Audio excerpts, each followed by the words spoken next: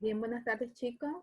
Vamos a empezar con la clase de hoy día de la materia de botánica correspondiente al avance del semestre. ¿Me pueden escuchar todos? Sí, doctora, Sí. ¿me ¿Pueden ver escucha? la presentación de fondo?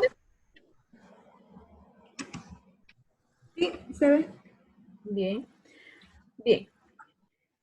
Como ya venimos viendo, les mencioné que esta unidad se trata sobre lo que es la parte de morfología de la planta, ¿no? Es una nueva unidad donde ustedes van a aprender a describir los órganos de la planta, ¿no? En la anterior clase estábamos viendo la descripción de lo que son los órganos de la raíz y del tallo, ¿no? Y hoy vamos a avanzar lo que es la morfología del agua, ¿sí? Bien, entonces recordemos que cuando estudiamos la morfología de una estructura de un vegetal, estamos estudiando la forma, ¿no? Y todas las características que presenta este órgano vegetal, ¿no? Hoy solamente vamos a estudiar lo que es la hoja, cuál es la función que cumple en el vegetal, para qué le sirve al vegetal y cuál es su uso o sus fines que les da a diferentes tipos de hojas dependiendo del vegetal en donde se presenta, ¿sí? Bien, en definición, ¿qué viene a ser la hoja? La hoja viene a ser una expansión lateral y laminar del tallo con una simetría bilateral y un crecimiento ilimitado, ¿sí? ¿Por qué se dice que es presenta simetría bilateral? Porque las hojas se las puede o se dividen en dos mitades iguales, ¿sí? Tal es el caso de las nervaduras, que presenta una nervadura principal siempre en el centro, entonces esa viene a ser la parte que está dividiendo siempre a lo que es la hoja, entonces por eso se dice que tiene simetría bilateral, que tiene dos lados iguales, ¿sí? Tiene crecimiento ilimitado porque no hay un crecimiento exacto de una hoja, ¿no? Porque van a variar, depende de la especie vegetal donde se encuentren, ¿no? Entonces hay hojas pequeñas, hay hojas grandes, ¿no? Hay unas que son más carnosas, otras que son más delgadas, ¿no? Entonces hay diferencia. Bien, ¿cuál es el origen de la hoja en el vegetal o cómo se origina la hoja en un vegetal? Se origina de la yémula o plúmula, que es parte del embrión de la semilla, ¿sí? Entonces, cuando la semilla germina, al emerger el tallo fuera de lo que es la superficie de la tierra, aparece la hoja de una estructura denominada yémula, ¿sí? Se dice que la hoja tiene un origen exógeno porque las hojas eh, no, eh, no se originan eh, en la parte de la capa terrestre, sino al emerger o al salir fuera y el tallo, ahí aparecen las primeras hojas, ¿no? O la primera primordio foliar que se denomina, ¿sí?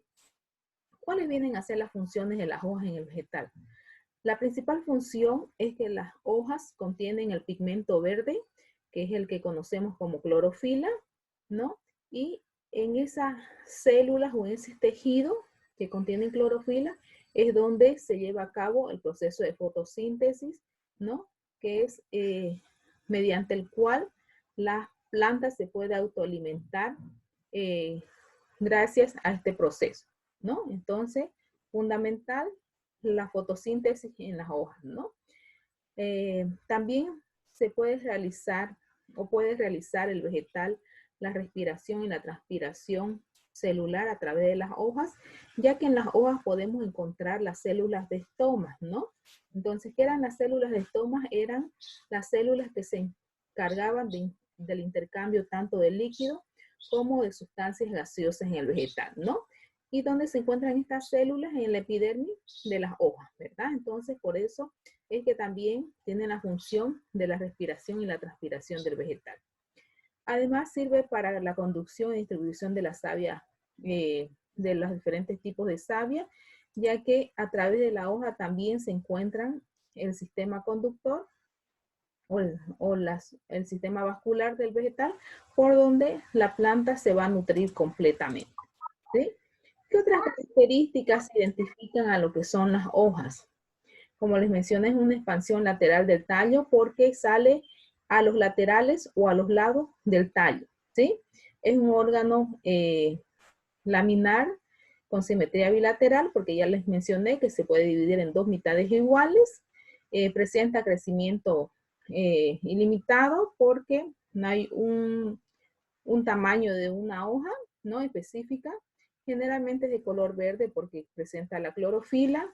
Se inserta en los nudos de los tallos y presenta yemas axilares, ¿no? ¿Cuáles son otro tipo de importancia que presentan las hojas?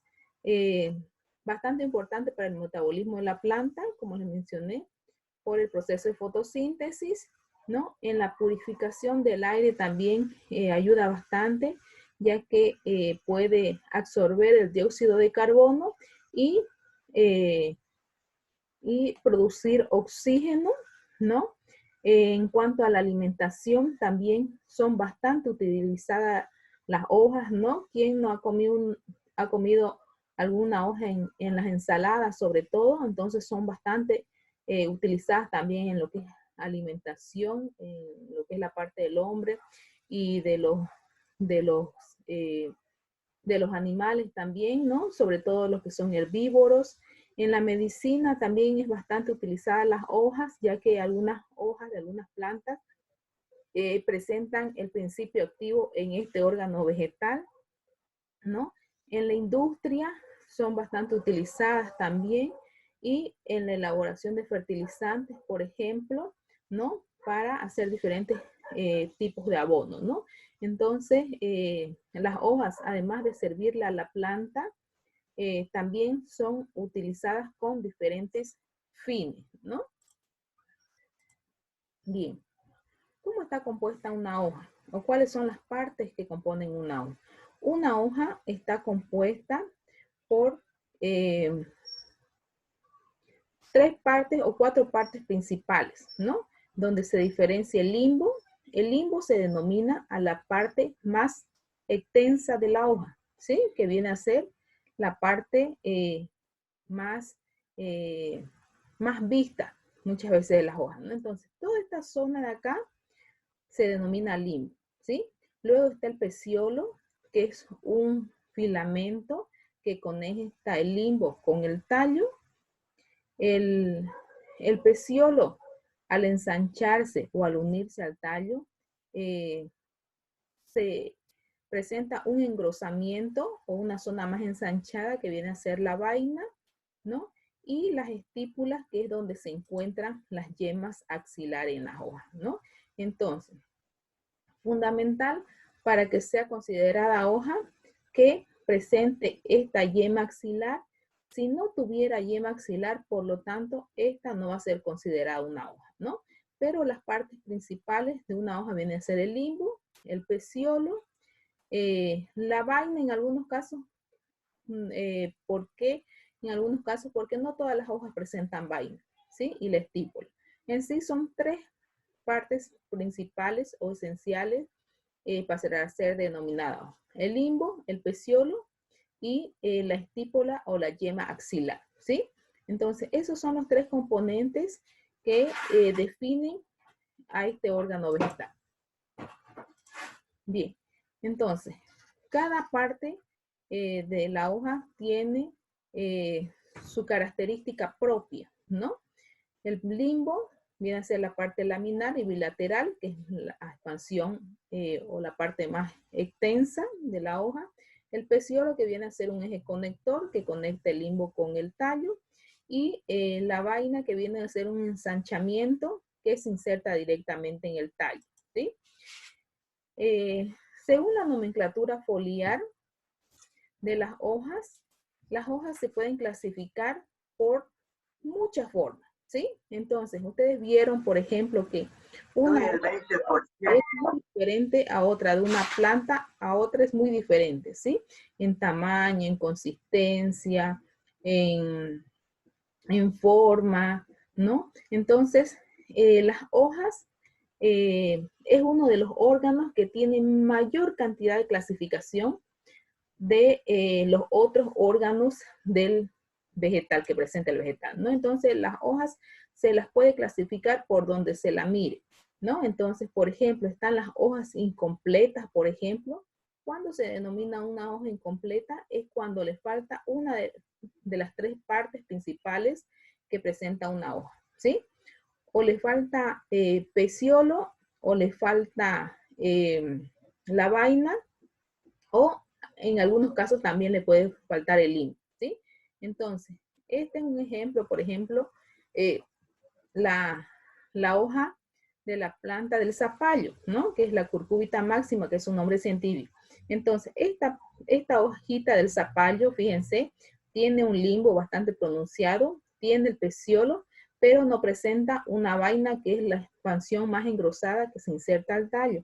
Entonces, ahí es una hoja incompleta porque le falta una de las tres estructuras que debe presentar una hoja, ¿no? Entonces, esta es la característica de la hoja incompleta. Luego están las hojas denominadas pecioladas. ¿Cuáles son estas hojas? Es cuando una hoja no presenta el peciolo. ¿Cuál es el peciolo? Este palito conector entre el limbo y el tallo, ¿sí? ¿Cuáles hojas son esas? Estas, por ejemplo, la espada de San Jorge, la sábila, esas hojas están insertas directamente, el limbo está insertada directamente en el tallo, no presentan peciolo, ¿sí? Entonces, ese tipo de hojas se denominan pecioladas, ¿sí? Y las hojas sésiles vienen a ser las hojas que se insertan directamente en el tallo. Perdón, esta hoja peciolada es la que presenta peciolo, ¿no? Tal cual la hoja de la palta, por ejemplo, ¿sí? Entonces, esta hoja que presenta el peciolo viene a ser una hoja peciolada, ¿sí?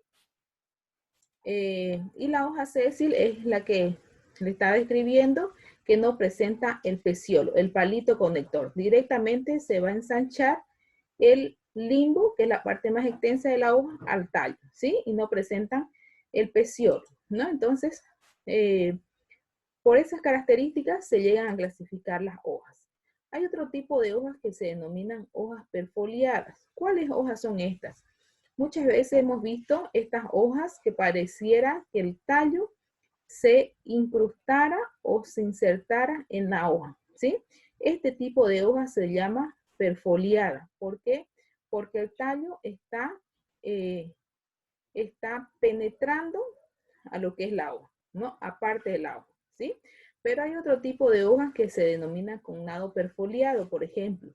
Estas hojas son hojas compuestas, son hojas sésiles y que están unidas por una base aparentando ser perforadas por el tallo. Estas son perforadas completamente y es como si la hoja estuviera en todo el contorno de lo que es el tallo, ¿sí? Como si la traspasara el tallo, pero en la parte central, mientras que esta solamente las penetra el tallo, pero en una parte de la hoja, ¿no? En un extremo de la hoja, ¿sí? Otro tipo de hoja vienen a ser las hojas fenestradas. ¿Cuáles son las hojas fenestradas? Estas que muchas veces parecieran que fueran hojas rotas o que estuvieran rompidas por el viento, por ejemplo, ¿sí?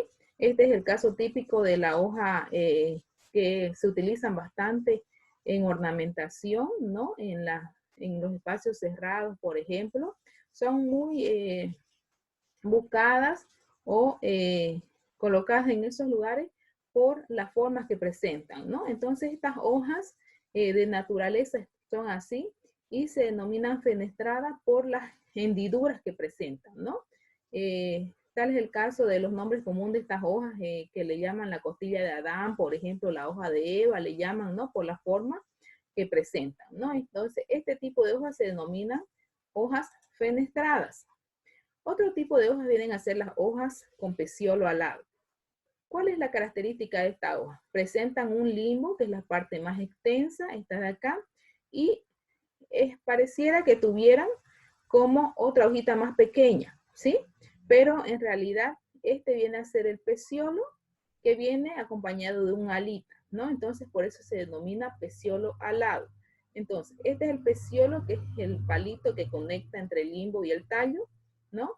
¿Quiénes las presentan estas hojas? Especialmente las plantas de los cítricos, ¿no? Como en el caso de la naranja, por ejemplo, presenta este tipo de hojas denominadas peciolo alado, ¿no? Porque presenta un alita, ¿no?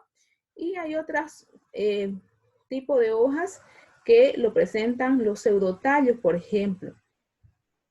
Y son hojas que presentan una vaina larga. ¿Cuál es la vaina? Es cuando el peciolo tiene la forma como de una vaina o como de un tubo que viene a ser una forma cóncava o convexa, por ejemplo, ¿no? Que se inserta en la misma planta, ¿no? Entonces, a este tipo de hojas o de vainas que presenta esa hoja se denomina pseudotallo. ¿Por qué pseudotallo? Porque son falsos tallos. Pseudo significa falso, ¿no? Entonces, estas plantas, por ejemplo, como es el caso del plátano, de la banana, del guineo, presentan un falso tallo. En realidad, este no es un tallo, son las vainas de las hojas, ¿no? O son los peciolos de las hojas convertidas en unas vainas, ¿sí? Entonces, el tallo del plátano, por ejemplo, es un tallo subterráneo de tipo rizoma, ¿sí? Y este que vemos a simple vista, que muchas veces decimos el tallo del plátano, no viene a ser un tallo, vienen a ser los peciolos de las hojas, ¿sí? Entonces, fácilmente esto lo podemos observar cuando se corta, por ejemplo, este tallo es bastante blandito, no tiene una rigidez como otros tallos, ¿verdad? De otras plantas. Entonces, cuando cortamos este tallo se deforma en diferentes, como si tuviera varios anillos, ¿no? Y entonces esa vienen a ser toda la parte del peciolo que está conformando este pseudotallo, ¿no? Entonces, ese tipo también de hojas las presenta esta planta del plátano, por ejemplo, ¿sí? Las hojas también se pueden clasificar por el número de limbos que pueden llegar a presentar, ¿sí? Por ejemplo, cuando una hoja presenta un solo limbo, se denomina una hoja simple, ¿sí?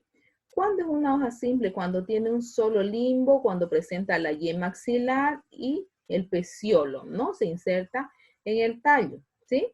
Tal y cual como la hoja de una palta o de una manga, por ejemplo, esas vienen a ser hojas simples, ¿sí? Y luego están las hojas compuestas. ¿Cuándo se denomina o se considera una hoja compuesta? Cuando una hoja está conformada por varios foliolos, se llaman estos ya porque no vienen a ser limbo. El limbo vendría a ser toda esta parte. Pero ¿por qué cada una de estas estructuras no se denomina una hoja? Porque aquí no presentan las yemas axilares, sino que presentan una sola yema axilar para toda esta hoja compuesta, ¿no? Entonces, al contener aquí o al presentar aquí la yema axilar y no presentar aquí, entonces, por eso estas estructuras no se consideran hojas, ¿sí? Entonces, se consideran foliolos, ¿sí? Cada una de estas estructuras se denomina foliol. Entonces, las hojas simples son las que presentan un solo limbo porque aquí está insertada la yema axilar. Y las hojas compuestas son las que están compuestas por varios foliolos o varias estructuras y aquí se encuentra la yema axilar, no se encuentra, aquí no hay yemas axilares, ¿no? Entonces, por lo tanto, no pueden ser consideradas hojas, ¿sí? Entonces, esas vienen a ser las hojas compuestas. Las hojas compuestas se llegan a clasificar por el número de foliolos que presentan. ¿Cuáles son los foliolos? Las hojitas estas que parecieran ser hojitas, pero se denominan foliolos. No pueden ser hojas porque no presentan la yema axilar, ¿sí? Entonces, una hoja puede ser bifoliada, por ejemplo, cuando presenta dos foliolos, tal es el caso del de la haba, por ejemplo, de la planta de la haba, que presenta solamente 2 foliolos. Es una hoja compuesta con 2 foliolos, como si tuvieran 2 hojitas, ¿sí? Están las hojas, luego las hojas trifoliadas, que son como la hoja del frijol, por ejemplo, que estas hojas presentan 3 foliolos o 3 hojitas, ¿sí? Luego están las hojas pinnadas, que son hojas que tienen gran cantidad de foliolos. A partir de 5 foliolos ya se denomina una hoja pinnada, ¿sí? Tal es el caso, por ejemplo, de la hoja de tamarindo, de la hoja de pajarilla. Esas tienen gran número de foliolos, ¿sí? Y también esas hojas pinnadas se pueden clasificar por la terminación que presentan. Si una hoja compuesta termina en 2 foliolos, se denomina paripinnada, porque está terminando en un par, ¿sí? Y las hojas imparipinnadas son cuando el foliolo o la hoja compuesta termina en un solo foliolo, ¿sí? En una sola hojita tienen en la punta, ¿no? Entonces, esas son características de las hojas compuestas denominadas pinnadas. Luego están las hojas pinnadas, denominadas opposite pinnada, que es cuando una hoja presenta, cuando se encuentra un foliolo opuesto al otro, ¿sí? Por ejemplo, en esta imagen de acá, ¿sí? Esta es una hoja opposite pinnada, ¿por qué? Porque un foliolo se encuentra opuesto al otro, ¿sí? De aquí del mismo nudo sale un foliolo a ambos lados, ¿sí? Y cuando es una hoja alternipinnada, es cuando la hoja o el foliolo sale alterno, ¿sí? Sale un foliolo de una hoja, o perdón, de una yema de aquí, ¿no? Sale uno, sale el otro, pero sale alternando, no salen 2 de un mismo nudo, ¿sí? Entonces, eso se da en el caso de las clasificaciones de las hojas compuestas, por ejemplo, ¿sí? Bien, según el estudio de las hojas, según las fases que presentan, se les puede nombrar según la parte de arriba y de abajo, que comúnmente le llamamos, ¿no? A la hoja, la parte de arriba y la parte de abajo, ¿no? Pero en lo que es botánica, la parte de arriba se llama la parte superior, la parte ventral o la parte as o adaxial, ¿sí? Y la parte de abajo se denomina zona inferior, dorsal, el embés o el abaxial, ¿sí? En lo que es el laboratorio, yo siempre manejo el término el as y el embés. El as viene a ser la parte de arriba y el embés viene a ser la parte de abajo, ¿sí? Estos para que conozcan las fases o como se dice en botánica la parte de arriba y la parte de abajo, ¿no? Se dice el as y el embés, ¿no? Otra forma de clasificar a las hojas viene a ser por la nervación. ¿Cuál es la nervación o la nervadura? Es esta estructura que presentan las hojas, ¿sí? Las hojas de las dicotiledóneas, por ejemplo, una característica de las hojas de las dicotiledóneas es que tienen una nervadura ramificada, ¿verdad? ¿Cuál es la nervadura ramificada? Es esta de aquí, ¿sí? Estos nervios que presentan las hojas presentan una nervadura principal y otras nervaduras secundarias, ¿sí? Entonces, por la forma de esas nervaduras que presentan las hojas, también se llegan a clasificar. Según la nervadura o la nervación de las hojas, están las hojas uninervias, que son hojas que presentan una sola nervadura, como es el caso de las hojas del pino, por ejemplo. El pino pareciera que no tuviera hojas, ¿no? Pero en realidad sus hojas son estos filamentos, ¿sí? Esos filamentos presentan una sola nervación, ¿sí? Entonces, esas vienen a ser las hojas uninervias. Y luego están las hojas plurinervias, que son las que abarcan el mayor espacio dentro de los vegetales, ¿no? Y están las paralelinervias, por ejemplo. ¿Cuándo se denomina una hoja paralelinervia? Son estas de los pastos, por ejemplo, ¿sí? O de las monocotiledóneas generalmente. Son hojas que presentan las nervaduras paralelas, fíjense, no se entrecruzan unas con las otras. Está una nervadura paralela a la otra, ¿sí?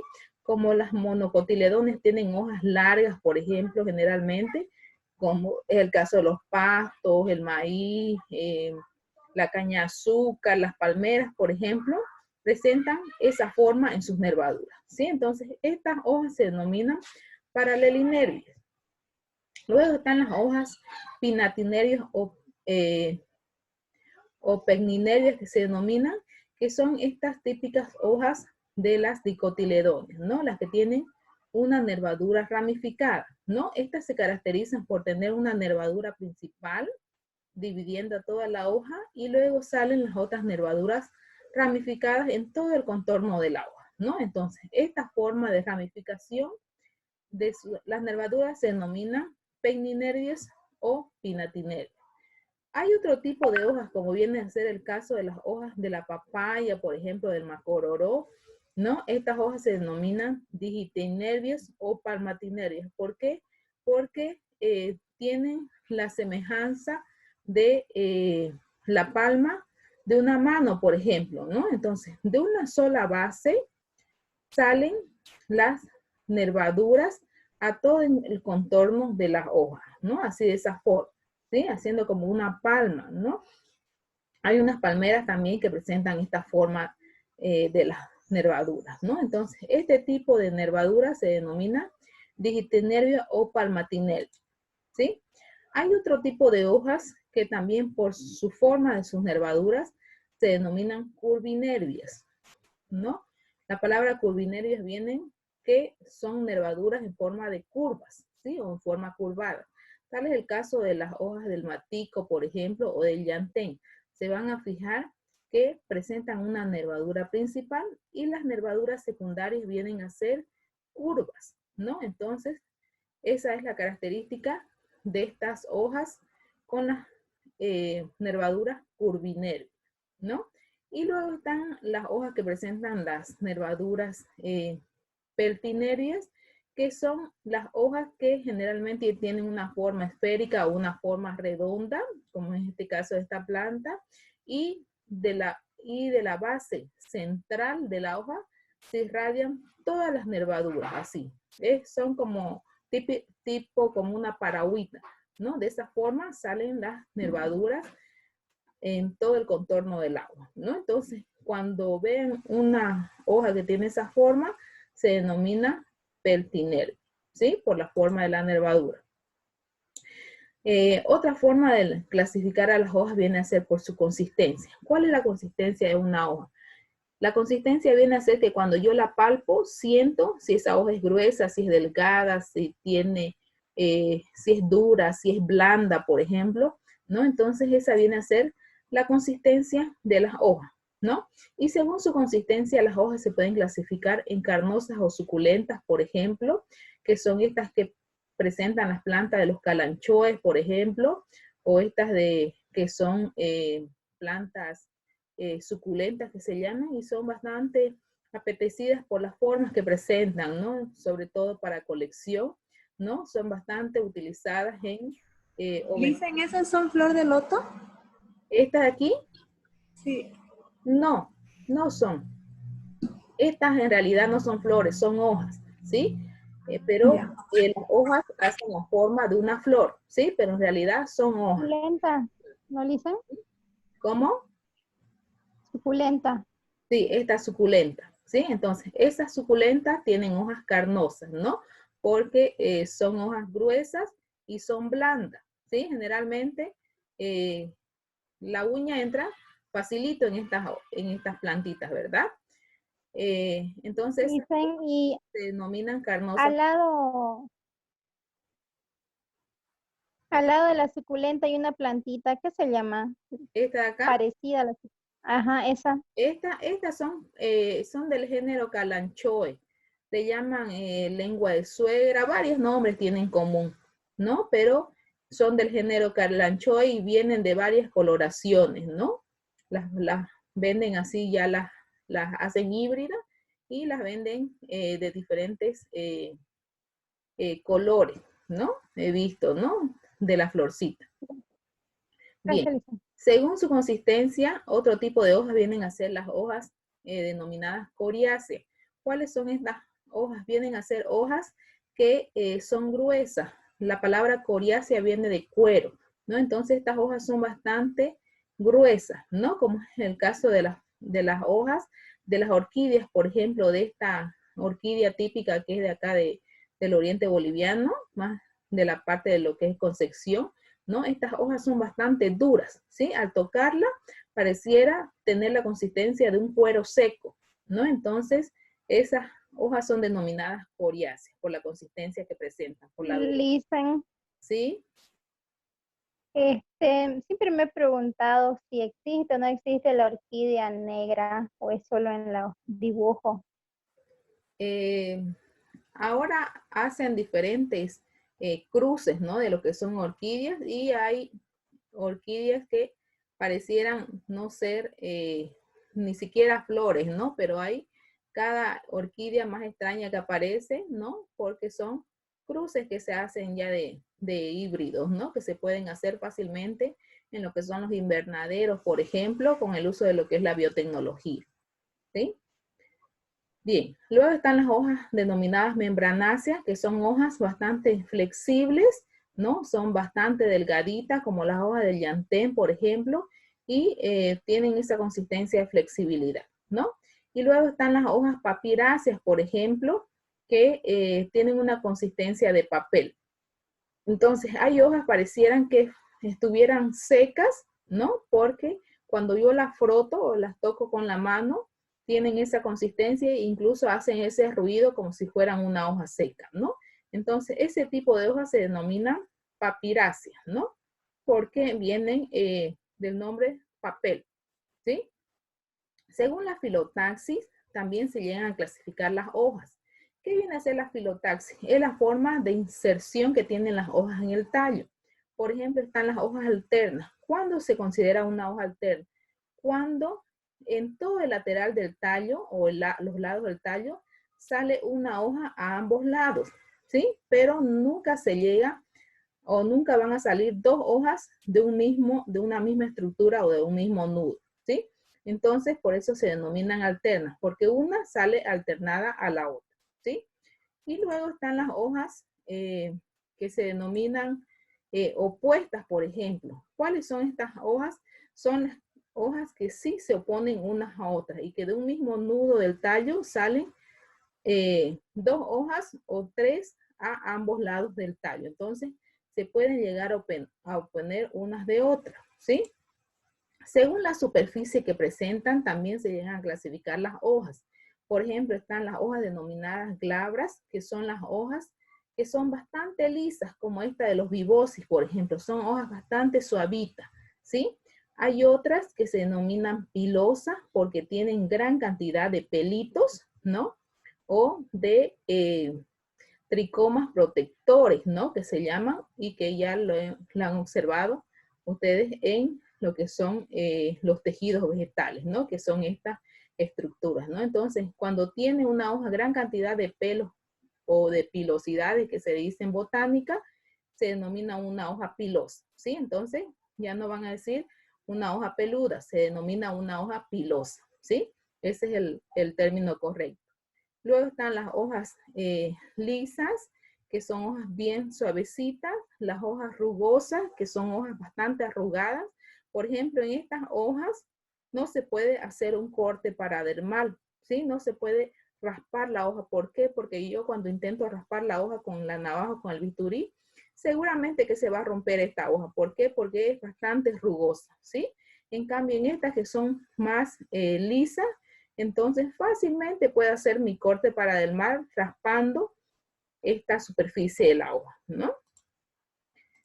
Bien, ¿cuáles son las modificaciones foliares o las modificaciones que sufren algunas hojas?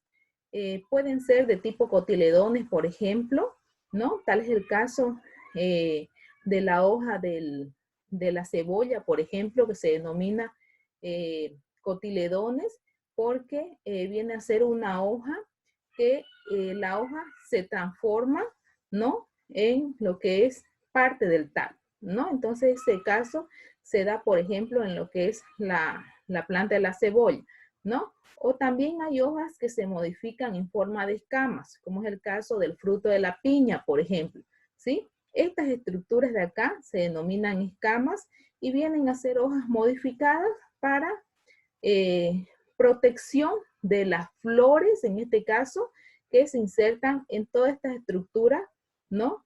De la flor de la piña, y que una vez fecundadas esas flores dan origen a lo que es el fruto, ¿verdad? Otro tipo de modificaciones de las hojas vienen a ser las brácteas o bracteolas. Estas estructuras, por ejemplo, que generalmente le decimos flores, vienen a ser hojas modificadas coloridas, ¿no? Tal es el caso de esta flor que llamamos de Navidad, pero en realidad son brácteas porque son hojas modificadas y generalmente son coloridas. ¿Por qué?